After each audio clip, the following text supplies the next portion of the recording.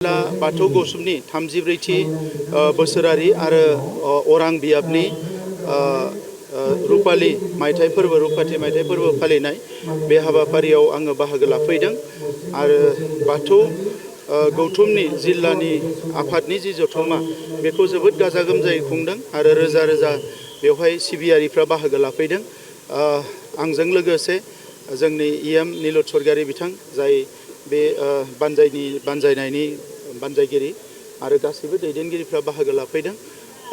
गिबियावनो आङो आफा बोराइ बाथौनि खाथियाव आरज गाबो जे जोंनि माहारिनि साफ्रोमबो सुबुंजों लोगोसे जोंजों रायजो जानाय गासैबो हारि माहारिखौ अरायसम आलो गोजोनै लाखिगोन बेनि थाखाय आङो आरज गाबो आरो बेजों लोगोसे बाथौ गौथुमखौ आङो साबायखर बावो।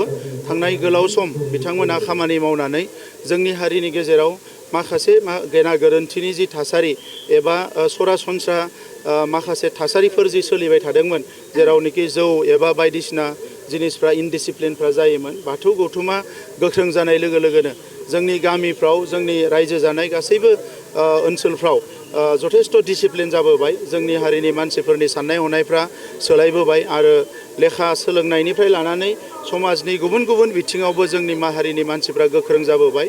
दा बेनिखायनो साबायखर बावो।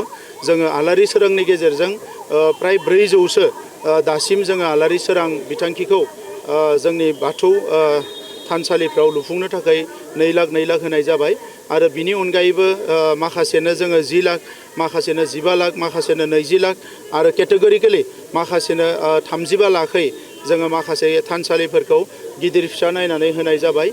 बेनिफ्राय सेन्ट्रेलावबो 2.5 कोटि जोंनि सरकारनिफ्राय होनाय जादों आरो आद्रा थानाय जिखिनि थानसालिफोर दङ बेखौ फैगौ बोसोरबायाव 1000निख्रुइ बांसिन थानसालिफोरनो आलारि सोरां बिथांखि होनानै लुफुंजोबनायनि थाखाय थांखि लादों जाहाथे बै ओनसोलाव रायजो जानाय जोंनि गासैबो आइ आफा रायजो राजाया अबंलावरिखौ मोजाङै सिबिनो हायो, आफा बोराइ बाथौखौ मोजाङै सिबिनो हायो।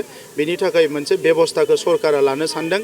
आं बिथांमोनखौ मोनसे बाथ्राल' खावलायदों जे फैबाय थानाय जि जेनेरेशनानोखि जोबोद मोनसे एनजाइटि आरो प्रेसाराव थानो गोनां जागोन माखासे टेक्न'लजि आरो गुबुन गुबुन चेलेन्जेसनि थाखाय। बिसोरखौ जुदि जोङो आध्यात्मिक सरसा एबा स्पिरिचुवेल टिचिंफोरखौ होनो हायोबा बिसोरनि लाइफआबो जोबोद बेलेन्स आरो कम्फर्टेबल जागोन। दा नंखायनो जिफोर बाथ्राफोरखौ टेक्स्ट बुकआव एबा फोरोंगिरिया फोरोंनाय जाया, समाजाव जों बोरैहाय रायजो जागोन, मोजां गाज्रिखौ बोरै बिजिरगोन, गोथों लामाजों बोरै दावगालांगोन, दा बेखौ धोरोमनि जेब्ला सरसा खालामो सावरायो बेवहायसो मोजाङै बुंनो हायो। दा नंखायनो मोनफ्रोमबो गामियाव बिथांमोना जाहाथे सांग्रांथिखौ लायो आं बेखौनो बिथांमोनखौ खावलायदों। देउरि बिथांनि थाखाय 210 देउरि बिथांनि थाखाय 10,000 करि जोङो अनसुंथाइ होनो सानदों आरो बेखौ बैसागोनि समावनो होनो थाखाय थिग खालामनाय जादों। उदालगुरिनि भैरबकुन्दनि थानसालियाव 30 लाख रां होनाय जादों आरो बेवहाय गेस्ट हाउस लुनायनिबो बाथ्रा दङ। बेयो टुरिस्ट प्लेस हिसाबै दा बेवहाय जिखिनि दा जोंनिफ्राय होगोन बेखिनियाव बिथांमोना लुनानै जिखिनि आद्रा थागोन बेवहाय उनाव आरोबाव माखासे फान्ड होनाय जागोन जाहाथे बे सेन्टारखौ जोबोद मोजाङै डेभेलप खालामनो हायो।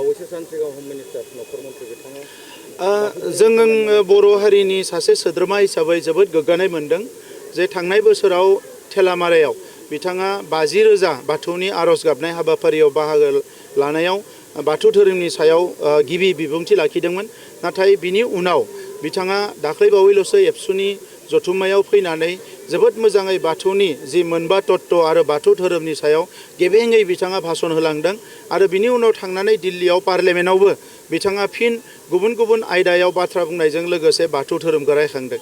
दा आङो बिथांनो साबायखर बावदों आरो बेवहायनो जों बुजियो दा हादोर नाङैनो बर' हारिनि सायाव, जोंनि धोरोमनि सायाव, जोंनि हारिमु आसार खान्थिनि सायाव दिनै मिथिग्रा जाबाय, मानसिफ्रा मिथिनाय जाबाय आरो बेखौनो जों हास्थायदोंमोन। बड'फायाबो बेखौनो हास्थायदोंमोन गेरेमसा हारि दानाय आरो बुहुमनि सुबुं माहारिया जाहाथे बर' हारिखौ मिथियो बै लेभेलसिम लांनो थाखाय बिथाङाबो हास्थायदोंमोन आरो बेफोरो दायो मोनफा मोनफा जाफुंबाय आरो बेखौ नुनानै जोङो जोबोद गोजोननाय मोनदों।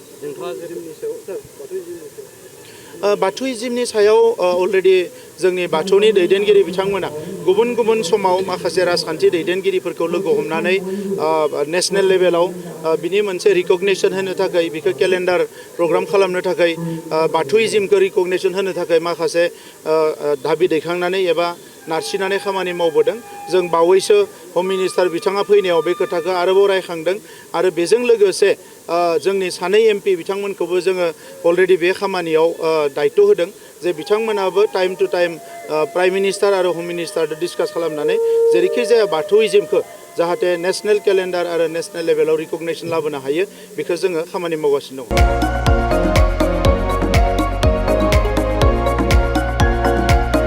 क'क्राझार सहरनि गथ'सा लाइमोनफोरनि थाखाय गोजोनथाव खौरां।